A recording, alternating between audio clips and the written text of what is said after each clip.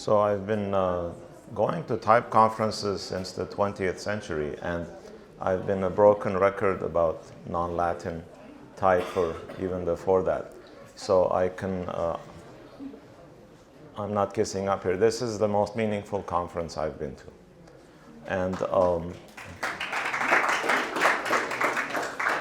And it's very important. The diversity, I mean, we talk about it, but we have to believe it.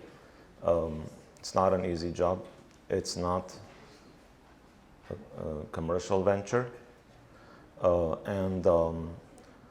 Too often when people say diversity, they actually end up bringing in people from underrepresented groups to make Latin display fonts. And that's not exactly right. In fact, that's the design equivalent of brain drain to me. So I've always, I guess the way, I was born Armenian, I guess that's the problem. So I'm always interested in non-Latin writing systems. And Armenians tend to be very Armenian. And if you're ever talking to an Armenian and you mention Cher or Alain Prost or Garry Kasparov, you will be immediately interrupted and they will say, you know, they're half Armenian, right? Even if it's not true. So when I was making, I was going to put the year, you know, under the thing, and then I realized, wait a second. Greeks and the Hebrew alphabet have this too. Letters have values. So in the Armenian alphabet, Se, the bottom thing, is 2000. Ini is 20, the one in the middle, and the Gim at the top is 3. So this is the year 2023, and it's a planting. Look, it's a planter with this flower in it. Okay. So this is where I teach, and I drive past this banner every time I go to parking lot number 9, and it makes me very proud, but it also has a dark side. The dark side is that you can't be very upwardly mobile unless you start at the bottom. So the relevance here is that my students, when they graduate, they need to get a job. They can't live off of their parents. So they need to get a job, and the money is in Latin fonts. And I have to somehow tell them that money isn't everything, and you have a responsibility. And you can't just talk about diversity. You have to apply yourself. I don't make them make an entire non-Latin font, but I want to plant that seed. And this speaks to, so look at this.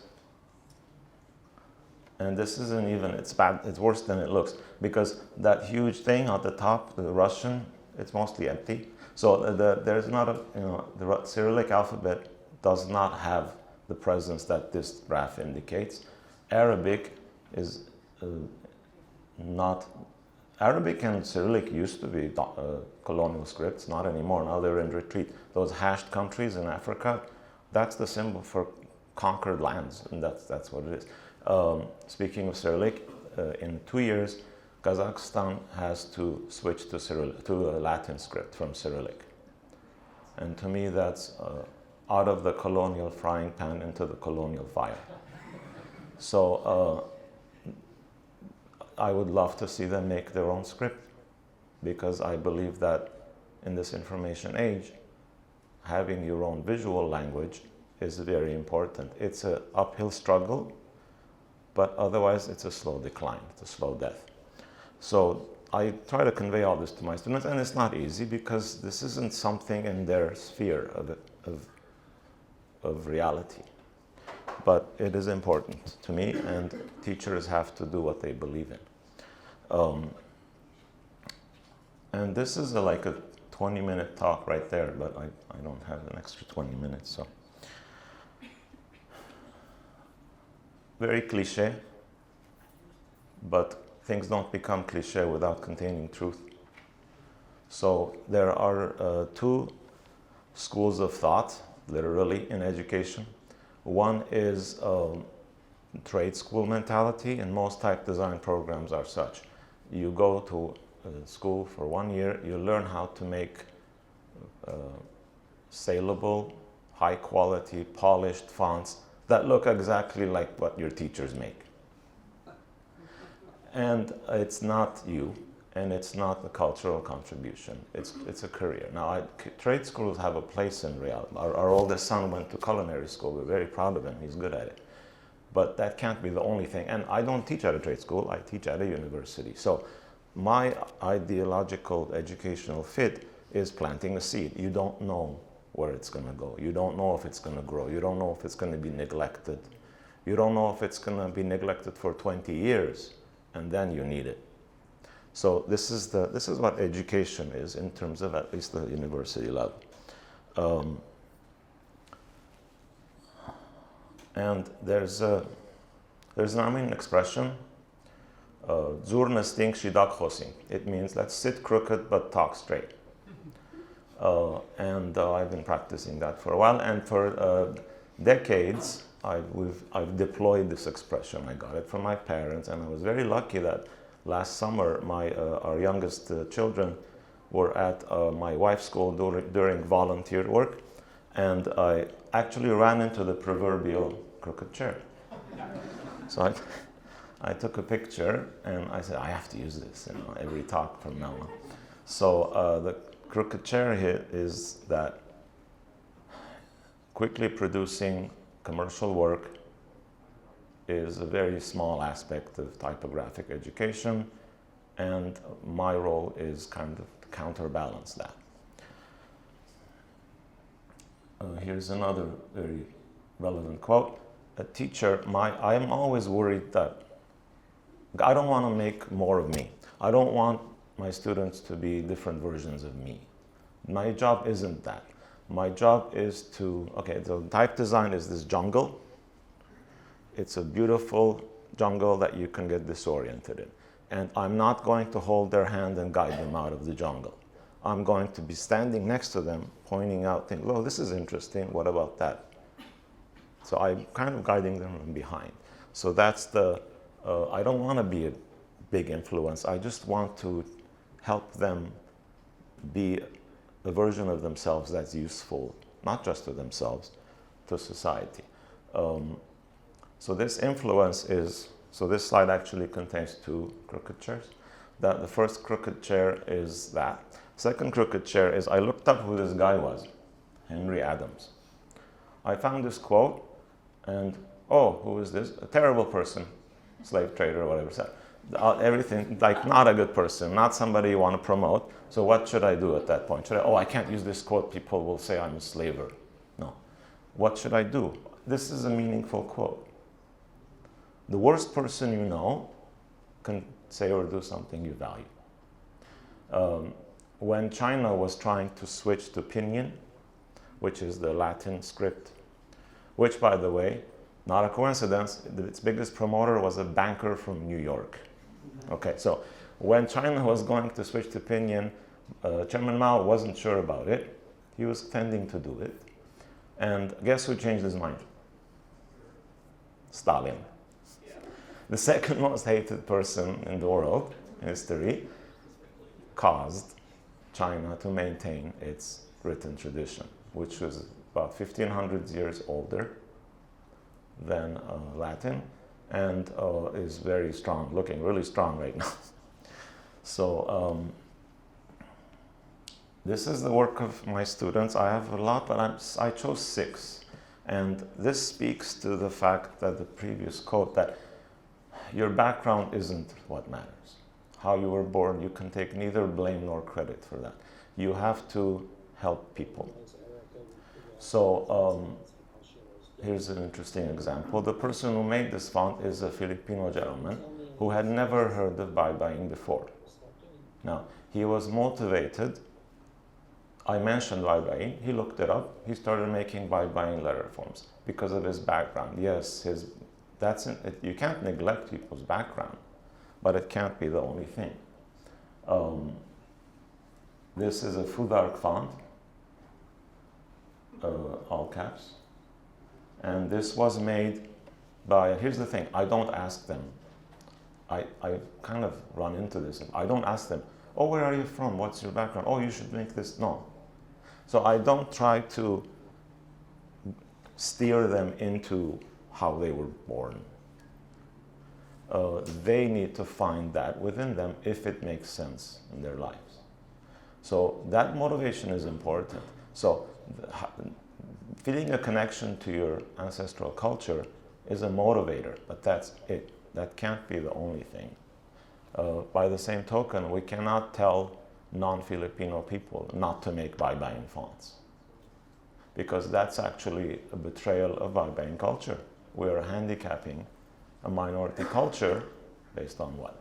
Based on how somebody was born? That's not design. Design has to help people, help society. There's one interesting thing I noticed is all caps is an interesting dimension. Most alphabets, writing systems, don't have two cases.